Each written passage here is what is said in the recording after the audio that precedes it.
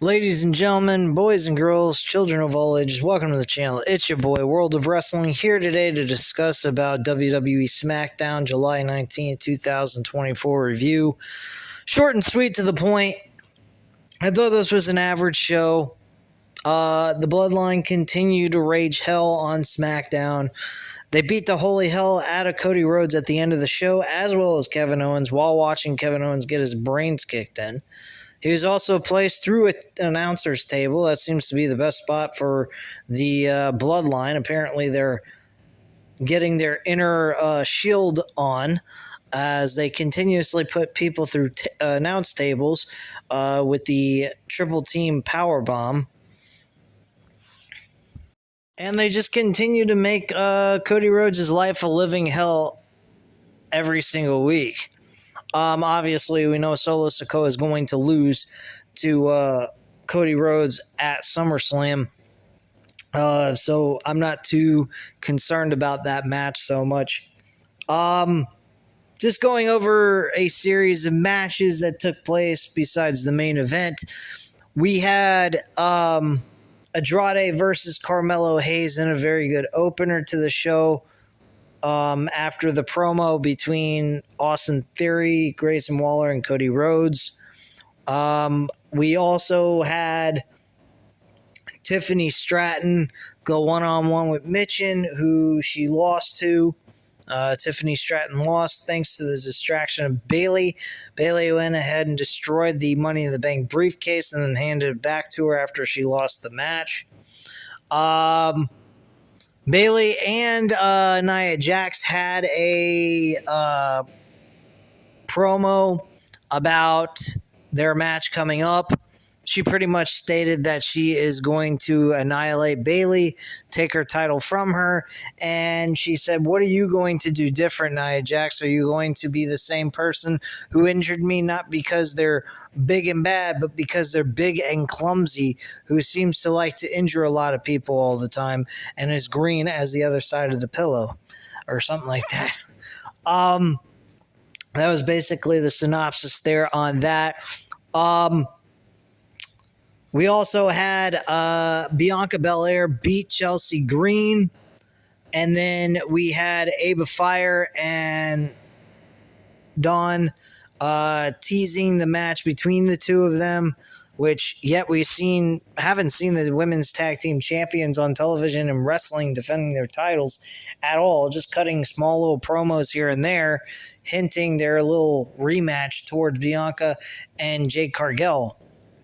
So I'm not too interested in this build. I think it's absolute dog shit, as usual, with the women's tag team wrestling. And then we had our main event. Before that, Solo Sikoa and the rest of the Bloodline made their point made that they are the new Bloodline. He is the new tribal chief.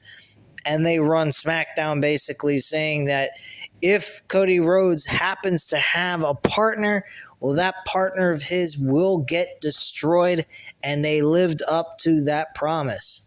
So Cody Rhodes had Kevin Owens as his tag team partner going up against Austin Theory and Grayson Waller. The main event was a good match, good tag team wrestling that took place here. Very enjoyable stuff. But unfortunately, after the win for Cody and Kevin Owens, they end up getting their brains kicked in all over the place. And that's basically the entire show in a nutshell. Very bland show. Nothing extraordinarily big happened. And one other thing I forgot to mention, the biggest thing that was really good on the show was LA Knight versus Logan Paul contract signing that was also made official this past Friday. And the way they did it was very simplistic, very the same old generic way they usually do it. They convinced the guy that's a champion, that's a heel, that, you got no balls, and that's why you don't want to face me. And then they give in to the idea, and they give the title shot anyway.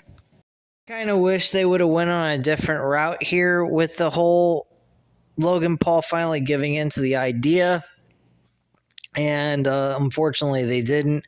I did like the commentary by Logan Paul, stating that your act is great. You're very lot of valuable here on the show and everything else, but the one thing is that you're just a bodybuilder wannabe rock who talks on the microphone.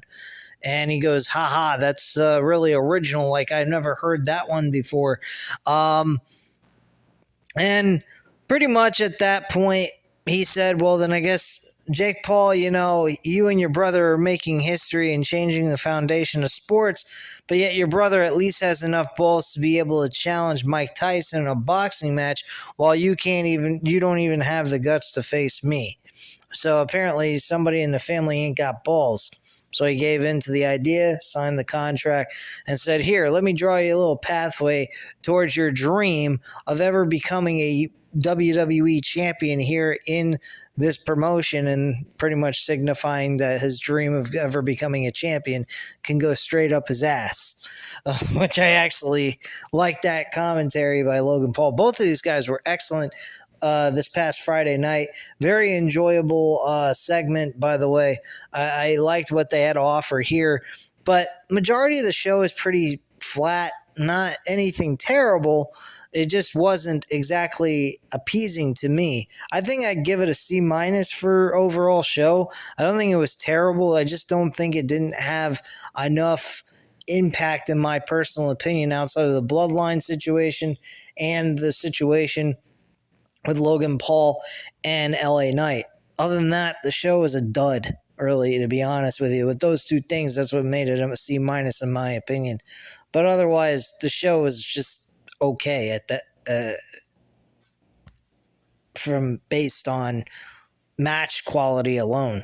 So that's all I have to say at this time, guys. You know what to do. Hit the like button if you like this video. Hit the subscribe button if you're not already subscribed to the channel.